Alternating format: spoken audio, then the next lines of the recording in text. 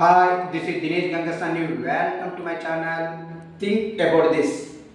Group 1 పోస్టులని ఒక్కొక్క పోస్టుని 3 కోట్ల రూపాయలకు పైగా అమ్ముకున్నారని ఏదైతే బీఆర్ఎస్ నాయకులు ఆరోపణలు చేస్తున్నారో, మరీ ముఖ్యంగా బీఆర్ఎస్ పార్టీ నాయకులైనటువంటి ఆర్ఎస్ ప్రవీణ్ కుమార్ కావచ్చు, అదేవిధంగా బీఆర్ఎస్ వర్కింగ్ ప్రెసిడెంట్ కేటీఆర్ ఏదైతే ఆరోపణలు చేస్తున్నారో దీనిపైన తెలంగాణ వ్యాప్తంగా తీవ్ర చర్చ జరుగుతుందండి.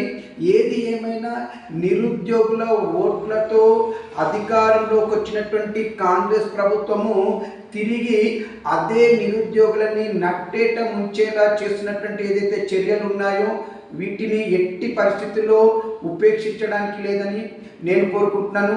ఏది ఏమైనా నిరుద్యోగులకి అన్యాయం జరగకుండా చూడాలనేది ప్రతి పార్టీ కోరుకుంటుంది. నేను కూడా నా ఛానల్ త్రూ కోరుకుంటున్నాను. ఏది ఏమైనప్పటికీ గ్రూప్ 1 ఎగ్జామ్స్ని తిరిగి నిర్వహించి అభ్యర్థులకు న్యాయం చేయాలని నేను కోరుకుంటున్నాను. ఇప్పుడు దినేష్ గంగసాని.